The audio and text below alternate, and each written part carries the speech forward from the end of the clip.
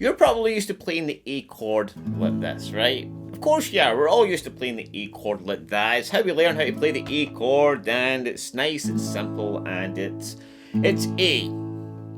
Alright, but what if I tell you that there is an even better way to play that chord? Well, it's just as easy, but I think, personally, that it sounds a little bit more pretty. Yeah, I said pretty, alright? But come on. Sounds pretty, guys. Lovely. And this whole lesson is going to be based around this shape and the wondrous things we can do with this shape. So you're going to have a really cool progression with lots of different things you're going to be able to do. And you're going to be hearing really lovely noises coming out of your acoustic guitar. Alright, so let's start off with this shape and what it is exactly. So it's basically an inversion of the big bar chord, alright, in the 5th fret. Okay, so the E-shaped bar chord, if we take the D, G, and B strings from that, we play the open A and open E, just like we play the open A and open E here with the A. We do the same here with that shape, and it just sounds glorious. Alright, now when we're strumming this, we're really trying to avoid getting the low E because it will muddy it up quite a bit. So if we can get our thumb over the top here, just to naturally mute that string, that will be very helpful. And I want us just to start strumming there.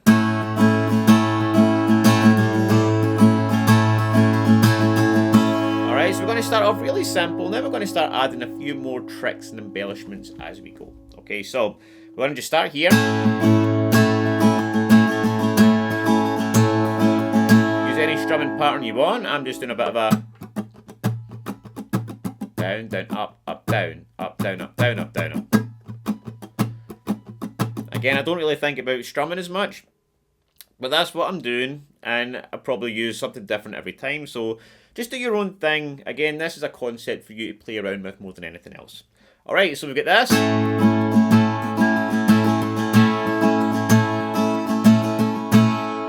Now, we can move this shape around.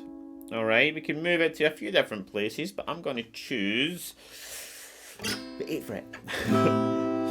Alright, now I have pre-thought all this out, right? So this sounds all pretty cool. This would basically be a C chord, alright? We have to do the bar chord. We take the same shape. Again, we still play the same open strings, alright? But in 8, 9, 10. We're then going to move it down to the standard F shape. Alright, we've got 1, 2, 3. This would actually be an F major 7. This is a good way to cheat that F bar chord if you need to. And then if we move this up to the 3rd, 4th, and 5th, we have a G. So how cool is that? A, C, F, and G without having to actually move our fingers off the fretboard. Alright, that's why I love the guitar. Just great, alright, so C,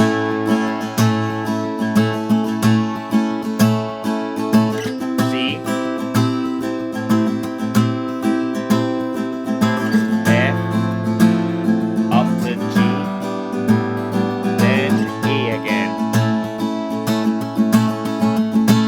Alright, so that sounds great, and it sounds pretty enough, just like that, right? But, of course, we can start messing around with our fingers. So again, we're going to go up in levels of this.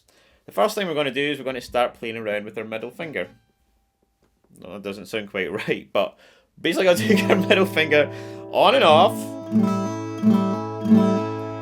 Alright, and do that with every chord and see what it sounds like.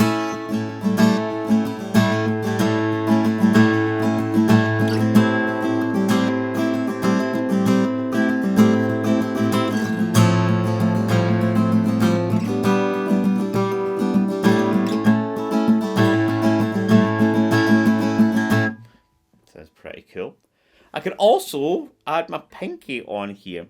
Alright, again in the G string here. Right, just adding that onto the 5th fret. I can start messing around with that.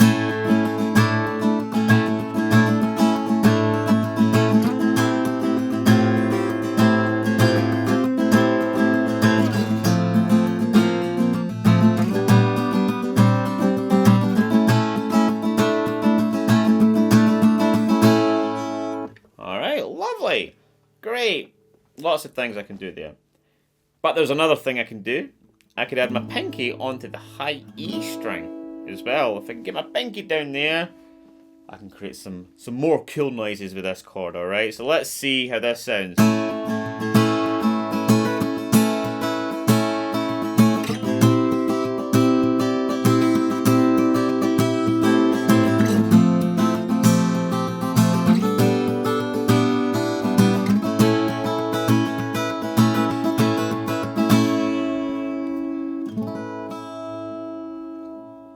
Alright, pretty cool.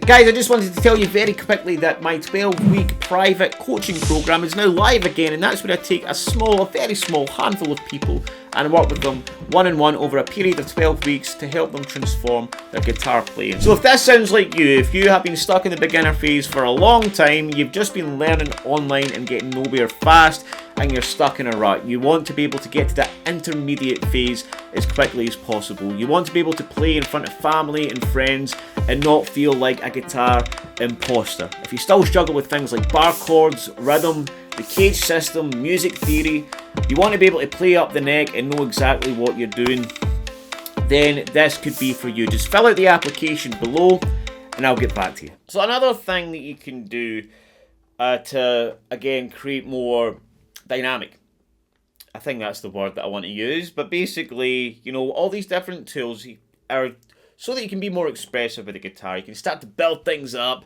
bring it down, build it back up again, and you know what I mean. Okay, so another cool thing you can add to that is a bit of percussiveness, alright? So you, this is optional, you can add this in if you like. I'm going to show you as best I can how you do this. So if we had to take, let's just say the C chord that we're playing here, right? And we want to have our fingers covering the strings that we're going to push down, but flatten them so that they cover, like for example, my index finger covers the high E string like this. And I'm going to use my thumb over the top two strings. Now I know I've got big lanky fingers, alright, so not everybody can do this as easy as I can, alright, but that's what we want to get. We want to get that kind of thing. So we're getting no noise coming out, just that percussiveness, right? And then we want to stop. We want to keep it in rhythms. 1, 2, and then 1. And mess around with it. And then you can add that in to everything as well. So what I'm going to do is I'm going to mishmash all those different things together, come up with a progression, and then you take all these ideas and you can do something yourself. So let's get on with the mishmash.